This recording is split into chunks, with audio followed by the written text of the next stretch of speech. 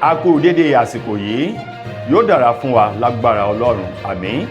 Ìròyìn fẹ́lifẹ́li náà ló ń dé sí ojú amóhùnmáwòrán yín láti lè ṣe wa ìròyìn fẹ́lifẹ́li online tv.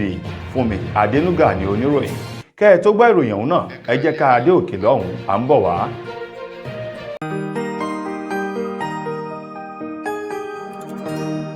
Ìròyìn fẹ́lifẹ́li TV àjààbálẹ̀ làwọn ìròyìn ti wà máa wò lóòrèkóòrè.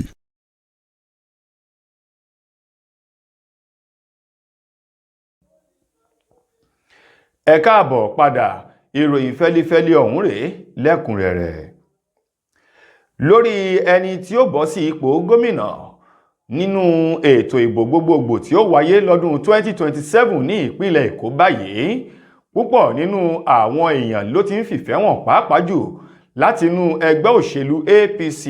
èyí tí wọ́n gbà lérò wípé ènìyàn kan ni ó gba iṣẹ́ ọ̀hún lọ́wọ́ gómìnà Babájídé Olúṣọlá Sanwó-Olú, èyí tó ń bẹ lórí àlééfà náà lọ́wọ́lọ́wọ́ yìí. Gẹ́gẹ́ bí gbogbo ènìyàn ti mọ̀ wípé ó kù oṣù bíi 30 báyìí kéètò ìṣèjọba Sanwó-Olú ó kó gbá wọlé ní ìpínlẹ̀ Èkó. Púpọ̀ nínú àwọn ènìyàn láti inú ẹgbẹ́ òṣèlú APC náà ni wọ́n ti ń fi ìfẹ́ wọn, ṣùgbọ́n tó jẹ́ wípé àwọn ẹgbẹ́ alátakò àwọn ti bẹ̀rẹ̀ sí ní sọ ògúlùtù ọ̀rọ̀ sílẹ̀ wípé èyí tí à ń jẹ a ò tí ì jẹ́ tán lẹ́nu. Wọ́n tún gbọ̀nwọ́ ìkúrú wàhálà wọn ọ̀hún sínú àwo. Wọ́n ní ó yẹ kí Babájídé Sanwó-Olú tó ń ti ẹgbẹ́ òṣèlú APC rẹ̀ àti àwọn lẹ́nu lọ́rọ̀ kí gbogbo wọn jọ gbárùkù tí bí ìpínlẹ̀ Èkó àti gbogbo nǹkan yóò ṣe tùbà tí ó tùṣẹ́ ní ìpínlẹ̀ Èkó àti ní orílẹ̀-èdè Nàìjíríà. Ìròyìn ọ̀hún tó fi léde wípé lára àwọn ènìyàn èyí tó ṣeé ṣe tí yóò já mọ́ lọ́wọ́ ò lọ́dún 2027 láti rí ọmọ ààrẹ orílẹ̀-èdè yìí Olúwaṣèyí Tinubu, gẹ́gẹ́ bíi pé òun náà ní ìfẹ́ láti díje dupò gómìnà ní ìpínlẹ̀ Èkó. Agbẹnusọ ilé ìgbìmọ̀ aṣòfin ìpínlẹ̀ Èkó lọ́wọ́ báyìí eyín ọ̀nàrẹ́bù Mudashiru Ọbaṣà, òun náà ní òun fẹ́ díje dupò gómìnà ọ̀hún lọ́dún 2027 ní ìgbà tí ẹni tó gbé ìjọba fún Sanwó-Olú eyín ọ̀gbẹ́ni Akínwùmí Àǹbọ̀dé tóun náà sì fẹ́ padà wá ṣe gómìnà ọ̀hún lẹ́ẹ̀kan sí. Bẹ́ẹ̀ náà láti rí aṣòfin Tòkunbọ̀ Àbírù tóun náà sọ wípé òun náà fẹ́ díje dupò gómìnà ọ̀hún ní ìpínlẹ̀ Èkó tí ó bá fi di ọdún 2027. Ṣùgbọ́n àwọn ẹgbẹ́ alátakò pàápàá jù ẹgbẹ́ òṣèlú PDP látọwọ́ ọmọ oyè wọn èyí tóun náà jáde lọ́dún 2023 sí ipò gómìnà ṣùgbọ́n tó fìdí rẹmi sọ́wọ́ Sanwó-Olú eyín Abdulaziz Ọlájídé Adédìran tí gbogbo èèyàn mọ̀ sí Jandor tẹgbẹ́ òṣèlú PDP. Bákan náà ọmọ oyè tó jáde láti inú ẹgbẹ́ òṣèlú Labour Party eyín Gbádébọ̀ Roadvival òun náà sì fẹ́ jáde láti dupò gómìnà ọ̀hún tí ó sì bọ́ sí ọ̀kan nínú àwọn èèyàn wọ̀nyí lọ́wọ́ lọ́dún 2027. Ṣùgbọ́n àwọn ẹgbẹ́ alátakò ní pẹ̀lú bí nǹkan ti ń lọ yìí ó yẹ kí Babájídé Sanwó-Olú kó fi ara balẹ̀ láti tò Èkó dáadáa kó lè dùn wò yàtọ̀ sí eré àsápajúdé tí wọ́n ń sá sílẹ̀ di ọdún 2027, èyí tó jẹ́ ipò Ọlọ́run nìkan ni yóò mọ ẹni tí ilẹ̀ 2027 yóò mọ bá wọn nínú àwọn ènìyàn ọ̀hún tí wọ́n jáde láti fẹ́ du ipò náà. Gómìnà ilé ìfowópamọ́ àgbàlẹ̀ wa ti CBN ọ̀gbẹ́ni Ọláyẹmí Kàdóso òun mà ń ló ti rọ àwọn ọmọ orílẹ̀-èdè Nàìjíríà tó ń ti ohun àmọ̀ràn èyí tó sọ wípé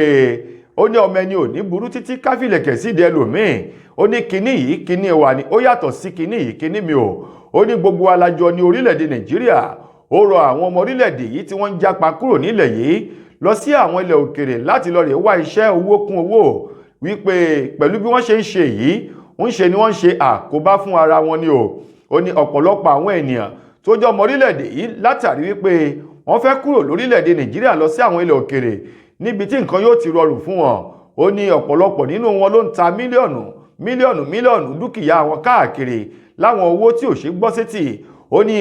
ọ̀pọ̀lọpọ̀ owó àti ọrọ̀ ajé nǹkan tí ẹlòmíì ti fọwọ́ rẹ̀ kó jọ fún ọdún látàrí pé ó fẹ́ rìnrìn àjò ó fẹ́ japa yóò tà á ní owó sọ́lẹ̀ tó sì jẹ́ pé ẹni tí dúkìá òun bá bọ́ sí lọ́wọ́ ìfà ló jẹ́ fún onítọ̀hún ní ìgbà tí èèyàn yóò padà ríta lówó iyebíye.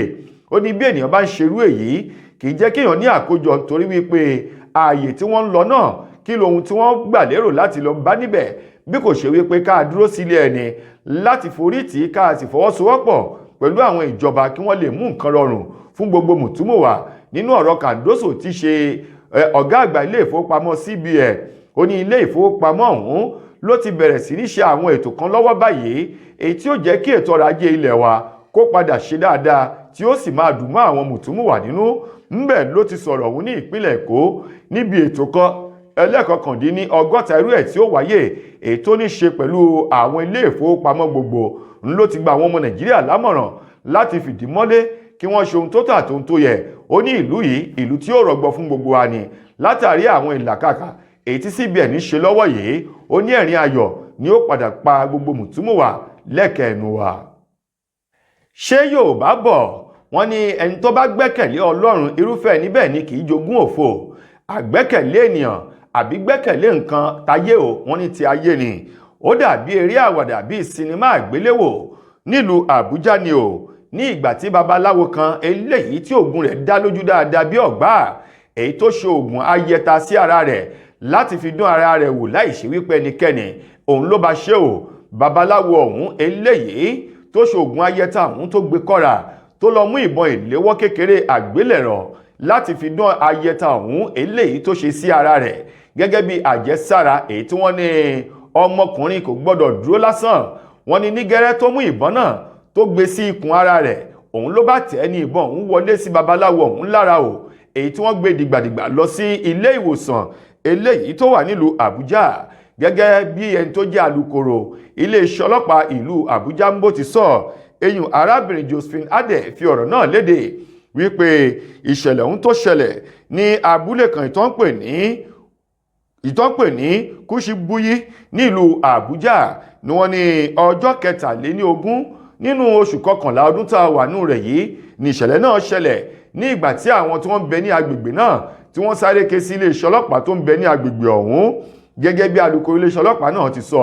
ó ní ọ̀gbẹ́ni ọ̀hún tí í ṣe babaláwo eléyìí tí orúkọ rẹ̀ ń jẹ́ Ismail Usman òun mà ń lọ ṣe ayẹta ọ̀hún tìká lára rẹ̀ lérògbà láti dira gẹ́gẹ́ bí ọmọkùnrin èyí tó sì mú ìbọn fún ara rẹ̀ náà tó yìn tí ìbọn ọ̀hún wọlé sí lára sòòsé. ní báyìí oníbabaláwo ọ̀hún ní ayẹta rẹ̀ tó gbójúlé òun ló ti já àkulẹ̀ ṣùgbọ́n látàrí ìfarapa yìí wọ́n ti gbé lọ ilé ìwòsàn níbi tó ti ń gba ìtọ́jú lọ́wọ́ o.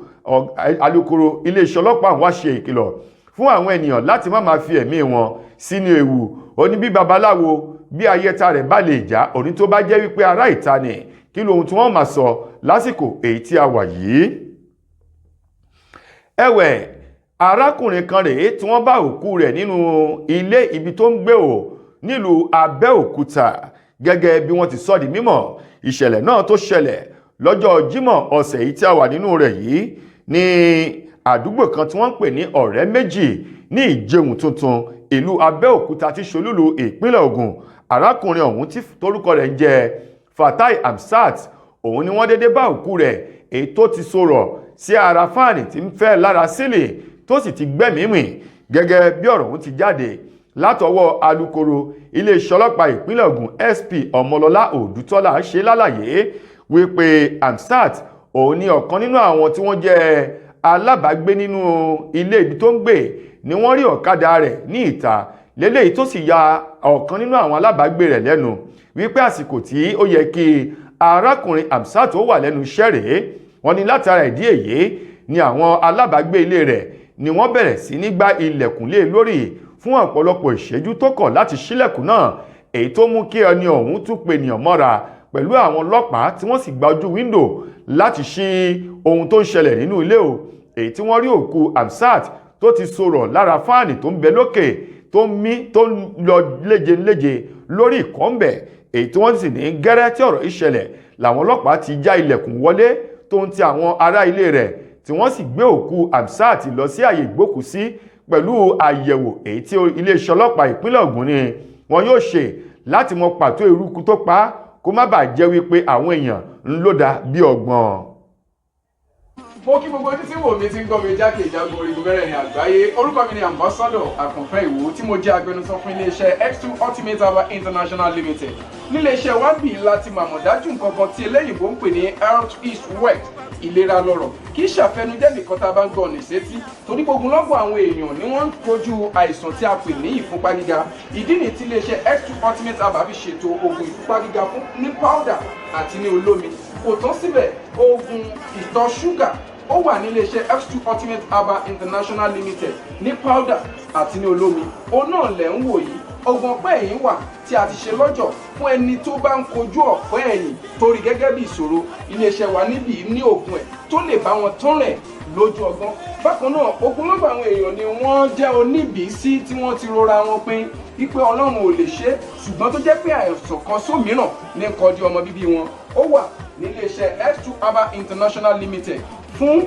ìwòsàn fún àwọn oníbìísí. Kò tán síbẹ̀ o, a ní ọ̀pọ̀lọpọ̀ oògùn tí a ṣe létò fún ẹni tó bá jẹ́ ẹni tó bá ní ikùn gbẹ̀ndù tó jẹ́ pé ọ̀rá ti pọ̀ jù lára ẹ̀, ó máa bá wa burn fat, a pè ní X2 burn fat fún obìnrin. Nínú ìròyìn amúlùdùn, ọ̀kan nínú àwọn gbajúgbajà òǹkọrin tàkasùfé ọmọ orílẹ̀-èdè wa Nàìjíríà ọkùnrin èèyàn Ayọ̀dèjì Balógun tí gbogbo èèyàn mọ̀ sí Wizkid, òun mà ń ló ti sọ ẹ̀mí àti àwọn ohun tí ń fún un ní ìmísí tó bá fẹ́ kọ orin jáde, èyí tó jẹ́ wípé púpọ̀ nínú àwọn orin èyí tí Wizkid máa ń kọ ló ní ṣe pẹ̀lú àwọn obìnrin o. Wizkid tó fi ọ̀rọ̀ náà sórí ìkànnì ayélujára X rẹ̀ kó tó di wípé ó gbà sínú akoto ìdálẹ̀sí lórí ìkànnì náà ló sọ di mímọ̀ wípé àwọn obìnrin ní máa ń fún òun ní ìwúrí àti ìmísí tóun bá ti ń jókòó láti kó orin jọ síwájú kóhun tó pòpọ̀ tí ó di oúnjẹ etí o. Ó ní àwọn obìnrin ní ìmísí ògbóǹtarìgì tí ń bẹ nínú òun tóun fi máa rí orin tó dùn kan gẹ́gẹ́ bí orin rẹ̀ tuntun èyí tó ṣẹ̀ gbé sóde láàrin ọjọ́ péréte èyí tó pè ní Moráyọ̀, èyí tó ṣe orin ọ̀hún fún olóògbé tí í ṣe ìyá rẹ̀ Moráyọ̀ Jane Balógun, ìyá Wizkid tó ti di olóògbé. Níbẹ̀ ló ti sọ ó ní púpọ̀ nínú àwọn ènìyàn ní máa ń bèèrè lọ́wọ́ òun wípé kí ni ìdí pàtàkì àti pàtó tó ṣe jẹ́ pé púpọ̀ nínú orin òun ó ní í ṣe pẹ̀lú àwọn obìnrin, tóun sì ṣe lálàyé pé àwọn obìnrin wọ̀nyí gan ni iyọ̀ ayé, àwọn nígi lẹ́yìn ọgbà, àwọn lábíẹmọ agbọ̀jágbọ̀rọ̀bọ̀rọ̀ eléyìí tí ń pọnmọ lọ sí ilé àṣeyọrí o. Ó ní nípa ìdí èyí òun máa ń bu ọlá ọ̀wọ̀ púpọ̀ fún àwọn obìnrin àti wípé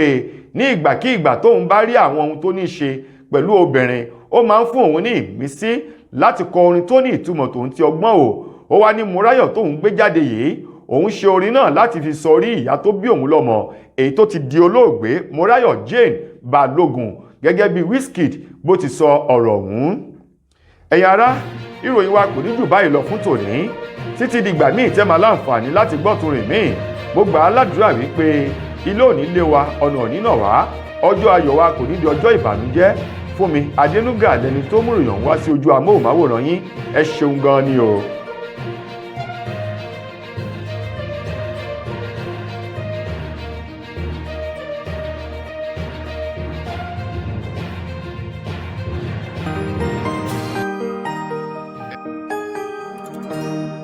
Ìròyìn Fẹ́lifẹ́li TV àjààbálẹ̀ làwọn ìròyìn ti wà, máa wò lóòrèkóòrè.